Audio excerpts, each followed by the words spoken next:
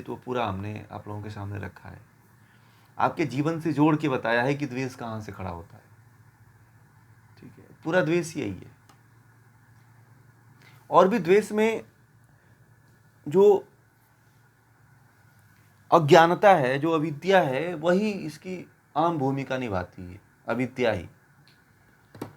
तो यदि अविद्या की जगह पे विद्या आप उत्पन्न करते हो तो ये सारी समस्याओं को आप मात दे पाएंगे, परंतु समय लगेगा उसमें। बहुत ज़्यादा ज्ञान नहीं है ना अभी हर दिशाओं का, तो इसलिए समय लगेगा। अभ्यास करेंगे तो हो सकता है कि द्वेष खत्म हो जाए। जब हम इसका क्रियात्मक प्रयोग करवाएंगे तो उसमें बता देंगे। ठीक है,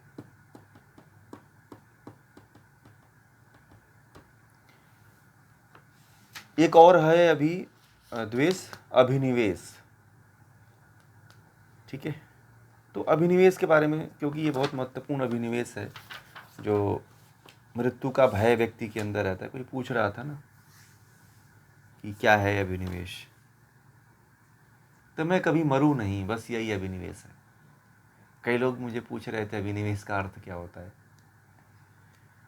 तो मैं कभी मरूं नहीं, यही इसका अर्थ होता है। इसके बारे में कल चर्चा करेंगे। बहुत महत्वपूर्ण विषय है अभिनिवेश, क्योंकि यह जन्म से मृत्यु से मुक्ति की तरफ लेकर के जाता है ये।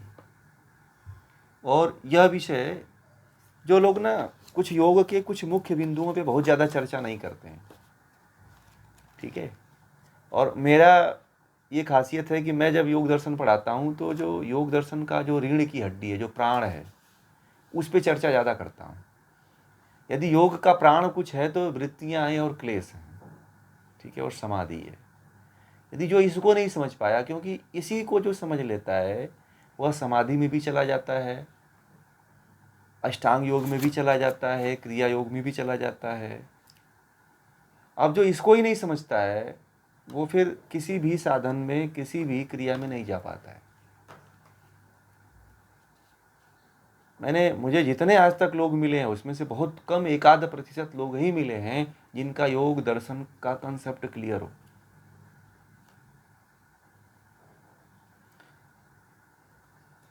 क्योंकि वृत्तियां ही नहीं क्लियर है, क्लेश ही जिसका क्लियर नहीं है, वो फिर आगे कैसी यात्रा करेगा, नहीं कर पाता है। व्यक्ति अपने आप को बड़ा कहता है कि मैं बाबा हूँ, तो मैं ये हूँ, तो वो हूँ। उससे आप थोड़ा सा कुछ ऐसी बातें करके देखिए, क्रोधित हो जाएगा, वो क्लेश में आ जाएगा, ना द्वंद्वों में फंस जाएगा, जकड़ जाएगा। ठीक है, ऐसे लोगों के व्यवहार को मैंने देखा है। तो ये सारी चीज़ें हैं। तो इन सब चीज़ों को यदि आप लोग ध्यान में रखेंगे, चिंतन करेंगे, मनन करेंगे, स्वाध्याय करेंगे, और जैसा बताया जाता है वैसा समझने का प्रयास करेंगे, तो एक आप लोगों को आपके जीवन में एक नया दिशा मिलेगी। देखिए, जीवन में नई दिशा लाना जरूरी है। जिस दिशा घिसी पिटी जिंदगी जीना आसान है। ठीक है, जीवन को घिसी पिटी पटरी पे चलाना आसान है। सबसे बड़ी चुनौती वही है कि जिंदगी में कुछ परिवर्तन हो जाए, और जो परिवर्तन करने के लिए राजी होता है वही व्यक्ति कुछ क्रांति कर सकता है। और जो कुछ परिवर्तन करने के लिए राजी नहीं होता है वो कोई क्रांति नहीं कर पाता है अपने जीवन में। क्रांति के लिए जरूरी होता है कि परिवर्तन के लिए तैयार रहिए आप। जैसे जैसे आपका ज्ञान बढ़ता है आप परिवर्तन करते जाइए, कोई समझौता मत करिए। ठीक है, परिवर्तन जरूरी है। समय नहीं है आपके पास, न हमारे पास समय है, क्योंकि हर क्षण आपको मौत के करीब लेकर के जा रहा है। हर समय आपकी मृत्यु हो रही है, आपको नहीं पता है कि आपकी मृत्यु हो रही है,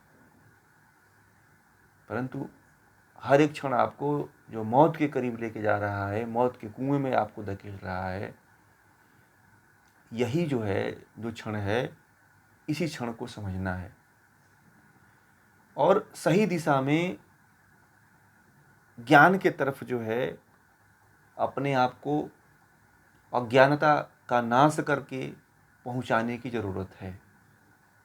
लोग बहुत चलने वाले हैं। लोगों को यही लगता है कि क्या नाहक फालतू की चीज़ें सुनने से क्या मतलब है। मैं एक विद्वान को भी सुन रहा था, तो वो ये कह रहे थे कि लोग जब ज्ञान की बातें होती है तो बहुत से उसमें लोग होते हैं, कहते हैं इनको सीख करके हम क्या करेंगे, संसार उतने समय में हम कुछ पैसा कमा लेते, इतना फालतू में समय देते। ठीक है, एक लोग ने, मैं देखा एक व्यक्ति ने कहा कि आपकी बातों को सुनने में जितना समय लगेगा, एक विद्वान थे तो वो ये कह रहे थे, तो मैंने उनको सुना, तो वो ये कह रहे थे कि लोग कहते हैं ज्ञान की बातें जितने टाइम में हम सुनने में लगाएं उतने टाइम में हम कितना पैसा कमा लेंगे। ठीक है, कुछ लोग ऐसे बोलते हैं। मुझे भी कई लोगों ने कहा है कि जितना टाइम हम ज्ञान की बातें बोलने में, सुनने में और ये कोर्स में लगाएंगे उतना हम कितना पैसा कमा लेंगे। तो कुछ लोग तो ऐसा कहते हैं कि आप भी तो पैसे के लिए करते हो। मैंने कहा एक दिन कि क्या पैसे से आप ये ज्ञान जो बातें हैं वो खरीद लोगे क्या? और ये जो मैं आज ज्ञान दे रहा हूं वो कल नहीं रहेगा, वो बदल जाएगा। आप अगली बार योग दर्शन पढ़ोगे तो कुछ दृष्टांत दूसरे रहेंगे। जो मैंने पहला योग दर्शन पढ़ा, अभी जो ऑनलाइन लिया था इससे पहले, तो उसको आप सुनोगे तो कुछ अलग ही आपको अनुभूति होगी।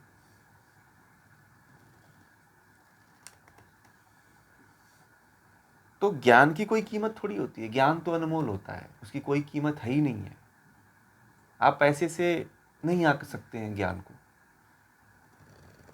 आप बहुत पैसा कमा लो, हो सकता है कि 1 घंटे में आप करोड़ों के मालिक हो जाओ, परंतु ये नहीं हो सकता है कि आप उस करोड़ों रुपए को लेकर के आप इस ज्ञान को प्राप्त कर लो, ये भी नहीं होगा। हो सकता है कि आपके पास करोड़ों रुपए हों और उस तरह का ज्ञान देने वाला भी कोई ना हो, है कि नहीं? आज अमेरिका में, अरब कंट्रियों में इतना लोगों के पास पैसा है, परंतु उनके पास ज्ञान नहीं है कि नहीं है? बताइए। आज लोगों के पास अरबों खरबों की संपत्ति है, परंतु उनके पास ज्ञान नहीं है। तो कभी मुझे एक लोगों ने कहा कि मुझे लोग कहते हैं कि अभी इस समय पढ़ रहे हैं, इस समय ये कोर्स कर रहे हैं। मैंने कहा कहने दो आप। बोलते हमें लोग कहते हैं परंतु हमें कोई फर्क नहीं पड़ता है, परंतु अज्ञानता थी तो लोग, मुझे लगता था कि मैं ही क्या इस मोहल्ले में ऐसा पढ़ने वाली हूँ क्या। परंतु अब नहीं होता है, अब मुझे समझ में आ गया है कि ये क्या चीज़ है। तो मैं उनको अब जो महिलाएं मेरे ऊपर कटाक्ष करती थी, उनको उनके ऊपर दया आती है कि ये बेचारे कितने अज्ञानता में हैं, कितने दुख की अवस्था में हैं, जो अब भी अनभिज्ञ हैं, उस ज्ञान, उस अमृत को नहीं प्राप्त कर पाते। आज भी वही कर्म कांडों में वो फंसे हुए, सत्य, कोई कथा कवा रहा है तो कोई फलाना कर रहा है तो कोई इधर करवा रहा है। आज भी वह सही रूप से आध्यात्म में नहीं उतरे हैं और कहते हैं कि हम तो आध्यात्मिक हैं। आध्यात्म का मतलब क्या होता है? अध्यात्म का मतलब लोग बस यही समझते हैं कि हमने कोई कथा सुन लिया, हमने फलाना रामचरितमानस की कथा सुन लिया, सत्यनारायण की कथा कहलवा दिया, मंदिर में गए चढ़ावा चढ़ा दिए, पूजा पाठ करवा दिए, पंडित जी से ये करवा दिए, तो लोग इसी को समझते हैं कि यही हमारा धर्म है। क्या यही धर्म है आप लोगों का? जन्म इसीलिए हुआ है? बताइए, जन्म किसके लिए हुआ है? आप लोगों को ये चीज पता होना चाहिए कि जन्म हमारा किसके लिए हुआ है, किसके लिए हुआ है? मुक्ति के लिए हुआ है। आपका जीवन का उद्देश्य क्या है? मुक्ति प्राप्त करना। महर्षि पतंजलि ने कहा, चौथे पाद में कहा है कैवल्य पाद, कि मनुष्य जीवन का उद्देश्य है कैवल्य की प्राप्ति, मुक्ति की प्राप्ति। आपके जीवन का उद्देश्य नहीं है पैसा कमाना। पैसा कमाइए, मैं नहीं कहता हूं कि पैसा नहीं कमाना चाहिए, पैसा कमाना चाहिए, पैसा बहुत जरूरी है कमाना, परंतु आपके जीवन का वही लक्ष्य नहीं होना चाहिए कि केवल पैसा कमाएं। आपके जीवन में 4 स्तंभ हैं। कौन कौन सा? धर्म का, अर्थ का, काम का और मोक्ष का। चारों खंभों पे बराबर बराबर समय दीजिए, ठीक है, तो जीवन सही रूप से चलेगा। 4 स्तंभों को यदि आप ध्यान नहीं देते हैं तो जीवन अच्छा नहीं चलने वाला है। एक को छोड़ करके एक को पकड़ेगा तो एक कमज़ोर हो जाएगा, फिर आप कहीं के नहीं होंगे। ये शर्त है कि इस संसार से मुक्त होने के लिए चारों स्तरों से गुजरना पड़ेगा। आप एक को पकड़ के चाहो कि मैं पैसा कमा करके मुक्त हो जाऊंगा तो नहीं हो पाओगे आप। कुछ लोग लिखते हैं कर्म ही पूजा है, ठीक है। दुकानदारों पे जाके देखना, जितने दुकानदार होते हैं अक्सर लिखे रहते हैं अपने दुकानों पे या आसपास में ये कोटेशन लगाए रखते हैं कि कर्म ही पूजा है, परंतु उनको ये बातें नहीं पता चलती है कि वास्तव में कर्म पूजा है कि नहीं है, कैसे पूजा है, ठीक है। इसीलिए समस्याएं आती हैं। लोग जो है उनके जीवन में कौन सा कर्म है जो पूजा बन सकता है, उनको बस ये लगता है कि पैसा कमा ले, धन कमा ले, रुपया इकट्ठा कर ले, बस यही लगता है। जरूरी है पैसा कमाना, मैं नहीं कहता हूँ कि पैसा हर व्यक्ति को कमाना चाहिए, मेहनत करना चाहिए, पैसा कमाना चाहिए, परंतु चार स्तंभों में नहीं भूलना चाहिए कि धर्म का एक स्तंभ है, एक काम का है, एक अर्थ का है, एक मोक्ष का है, कैवल्य का है। तो ये चारों पदों को ध्यान में रखना चाहिए, तो ये आपका जीवन सार्थक रूप से चल सकता है। हाँ, नहीं मालूम है ना, यही नहीं पता है लोगों को। कहिए तो लोग ध्यान ही नहीं देते। आप लोग हो जैसे सुन रहे हो, कुछ लोग सुन रहे हो, इसमें से कितने लोग सुन रहे हैं? 16-17 लोग समझ रहे हैं इस चीज को, बताया ना, 16-17 लोग समझते हैं। कितने लोग होते? हजारों लोग हैं, 10,000 लोग हैं ना, उसमें से कितने लोग सुन रहे हैं? मात्र 16 से 17 लोग समझ रहे हैं इस बात को। 10,000 में से 16 से 17 लोग समझ रहे हैं। बड़ी लिस्ट है, लंबी, परंतु उसमें से कोई समझना नहीं चाहता है। लोगों से कहो तो लोग कहते हैं करे अब मेरा मन इसमें नहीं लगता है। ये कोई मन लगाने वाली बात थोड़ी होती है कि आप लगाओ तो ये, अरे इसमें तो होना चाहिए। आप भले से जीवन में कुछ किसी पायदान पे खड़े हो, कहीं पे भी खड़े हो, परंतु इसमें आपको होना चाहिए। ये आपकी अनिवार्यता है, जीवन की अनिवार्यता यही है, समझ रहे?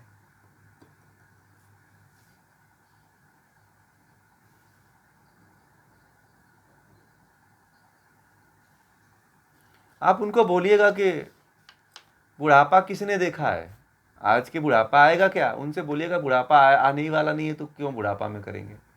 आप उनसे यही कहो कि हाँ, आप एक दिन बताए थे मुझे हाँ, देखिए, आप बोलिए ना कि बुढ़ापा नहीं आने वाला है। आप यदि कोई आपसे कहता है कि बुढ़ापा आने वाला है तो उनसे कहिए कि बुढ़ापा नहीं आने वाला है। कौन बुढ़ापा झेल रहा है बताओ? बुढ़ापा किसको मिलने वाला है? किसी को नहीं मिलने वाला है। 40-50 साल बस जीना है, ठीक है। 65 साल अधिक से अधिक जियोगे आप। हाँ, योग कर रहे हो तो 70 साल पहुंच जाओगे। आज के समय में किसी को बुढ़ापा, और बुढ़ापे में घुटने दर्द को, मेरे पास अभी इतने कई लोगों का, 10-12 लोगों का कॉल आया कि आप जो है ज्ञान की बातों को छोड़ करके अब थेरेपी वाला काम करो, थोड़ा हमें बहुत समस्याएं हैं। मैंने कहा शुरू करने वाला हूँ, 2-4 दिन में शुरू करूँगा मैं तो, क्योंकि बीमारियाँ बहुत हैं, लोगों को पीड़ाएँ बहुत हैं, कष्ट बहुत हैं। तो अब लोगों को मैं कहता हूँ कि आप ये थोड़ा सुनो तो बोलते हैं कि नहीं, दर्द होता है, पीड़ा होता है, कष्ट होता है, बैठ नहीं पाता हूँ, सुन नहीं पाता हूँ।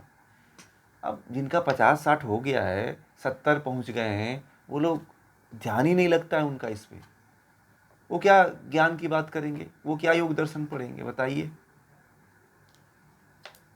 एक घुमक्कड़ हुए राहुल सांकृत्यायन जी, कहते हैं कि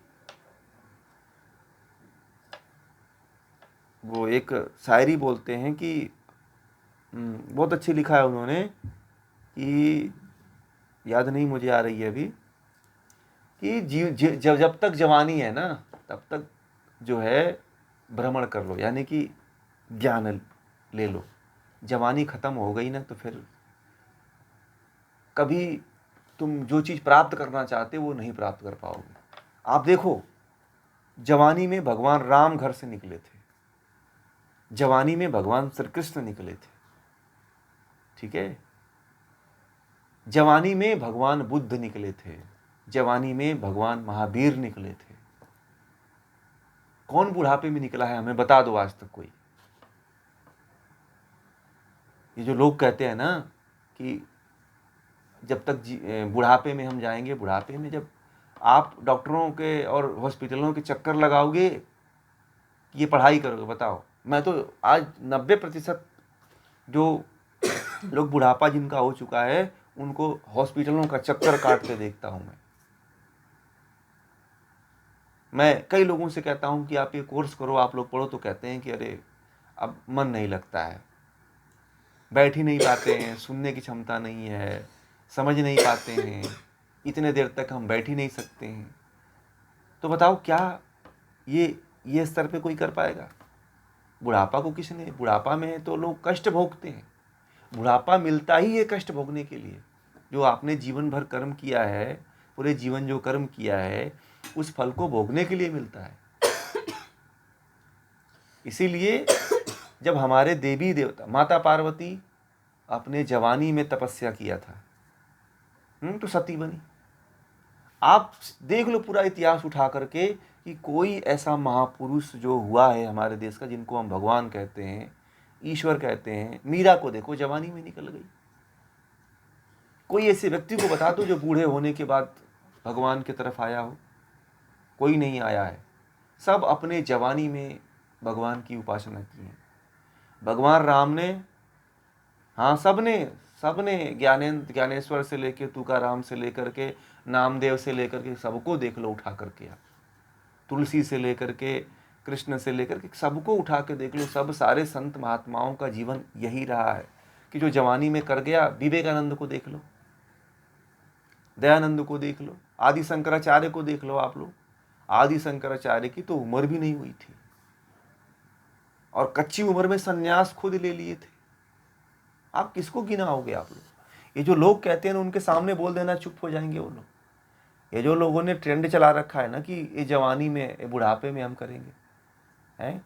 बुढ़ापों में बैठ करके पार्कों में जानते हैं क्या गाते हैं? एक वीडियो आता है, एक देखा मैंने, एक दिन वीडियो देखा, किसी वृद्धाश्रम का था, तो उसमें गाने थे कि चलते चलते, ठीक है, और ऐसे ऐसे गानों पे लोगों का जो भाव था वही अभी है। बुढ़ापा आ गया है, घुटने दर्द कर रहे हैं, परंतु वही भाव है, वही गाना है, अभी गया नहीं मन के भीतर से। वो वासनाएं तृष्णाएं अभी गई नहीं। 70 साल की जो बूढ़ी औरतें हैं वो ऐसे डांस कर रही हैं, ऐसे एक्सप्रेशन देते हैं, ऐसे वो लोग अपने वृत्तियों को दिखाते हैं कि अभी वासनाएं लगता है कि जिंदा है, गई नहीं। और मैंने तो कई पार्कों में देखा हूँ, जो बुजुर्ग लोग हो चुके हैं वो यही गाते हैं कि तुम जो नहीं हो। तो आप फिल्मी गाने गाते हुए मैंने देखा उनको, भजन नहीं गाते हैं वो लोग। अंताक्षरी भी खेलते हैं तो फिल्मी गानों का खेलते हैं, भजन का नहीं करेंगे, कभी ज्ञान की बात नहीं करते। अब बताओ क्या ये मुक्ति की तरफ जाने वाला मार्ग है? आप लोग बताओ। सीनियर सिटीजन को तो मैंने आज तक नहीं देखा जो कभी अध्यात्म की बात करते हो, ज्ञान की कभी चर्चा करते हैं। वो लोग बैठ करके गोला बना करके और फिल्मी धुनों पे नाचते हैं, फिल्मी धुनों को इतने राग से गाते हैं कि उतना तो मुझे लगता है कि मोहम्मद रफ़ी और मुकेश भी आ जाए तो नहीं गाएगा। और ऐसे ऐसे डांस करते हुए मैंने देखा है कि आप लोग देख लोगे तो कहोगे क्या बात है, इन लोगों के अंदर अभी गया नहीं वो। मैं पार्कों में जाता हूँ, घूमता हूँ, देखता हूँ, यही सब देखता हूँ, दृष्टा बना रहता हूँ मैं तो। और आप लोग शायद दूसरी चीज़ देखते होगे, मैं तो यही सब कैच करता हूँ कि देखो दुनिया की नज़र, दुनिया के लोगों को देखो आप। एक पार्क में बैठा था, ऐसे ऐसे गाने गा रहे थे कि मैं बैठा था और दृष्टा बन करके देख ही रहा था। ऐसे ऐसे एक्सप्रेशन दे रहे थे, ऐसे ऐसे भाव उत्पन्न कर रहे थे और ऐसे ऐसे शायरियाँ पढ़ रहे थे बीच बीच में कि लग रहा था कि बड़े घायल हैं लोग, जीवन से बड़े त्रस्त हैं। तो ये बताइए, इस तरह के लोग क्या मुक्ति की तरफ जाएंगे?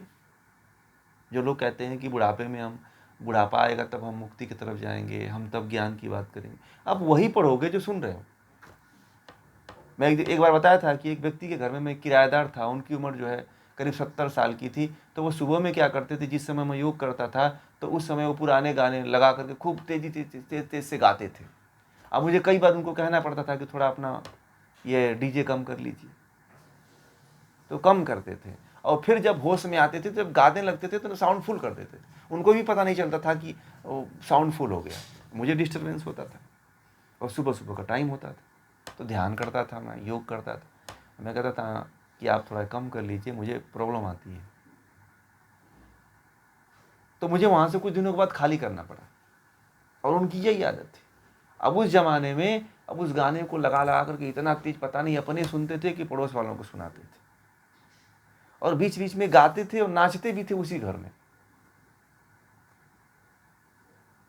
तो मैंने कहा कि अब बताइए ये कौन से साधना में जाएंगे। ठीक है? जीवन में लोग यही कहते कहते अपने आप को और अपने लोगों को भी लोग भ्रमित कर देते हैं कि अभी तुम्हारा समय नहीं हुआ है। समय तो जब अंतिम स्थिति आएगी तब भी नहीं होगा। तब लोग कहेंगे कि अभी क्या करोगे, अभी ये सब बेकार की बातें हैं, कहीं भगवान नहीं है, कभी कहीं ईश्वर नहीं है, फिर ऐसे लोग बोलने लगते हैं। ठीक है, यही लोग फिर कहने लगते हैं कि कोई ईश्वर नहीं, मैंने जीवन काट लिया, आज तक कहीं कोई ईश्वर को नहीं देखा, फिर अपनी बातें कहने लगते हैं वो लोग।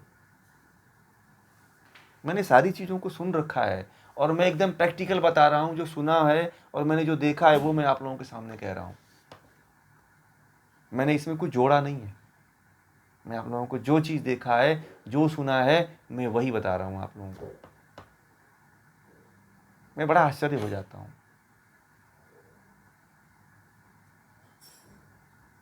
समझ रहे हैं? इसीलिए कभी आप लोग अब कभी अपने मन में ऐसा ख्याल मत लाना कि कोई आपके घर में कह दे। एक एक थी, इसमें जुड़ती थी, उनके घर वालों ने उनको ऐसे ही कह करके उनको डिमोटिवेट कर दिया। शायद केरल से थी कि कर्नाटक से थी, साउथ की थी।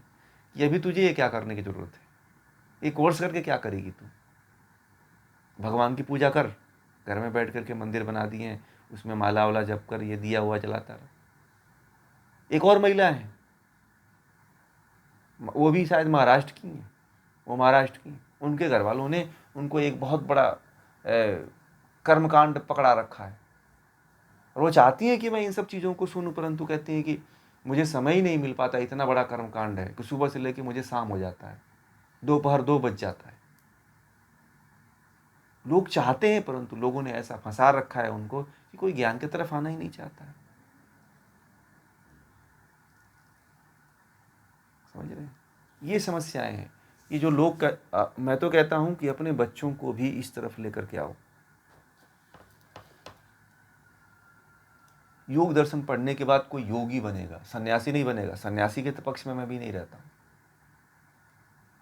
ठीक है,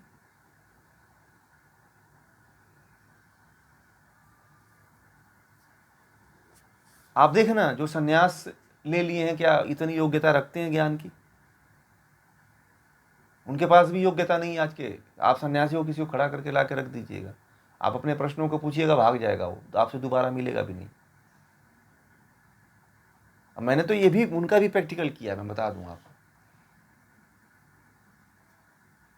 मैं उनको भी, उनसे भी प्रैक्टिकल किया, और मैं एक धर्म के गुरु से नहीं, मैं जो है हिंदू सन्यासी, जैन सन्यासी, ठीक है, बौद्ध सन्यासी, सबसे मैंने चर्चा किया है। सब भागते हैं, उनको भी ये सब पता नहीं, उनसे लेना देना नहीं, शौक में सन्यासी बने हुए हैं। 90% सन्यासी शौक में बने हुए हैं।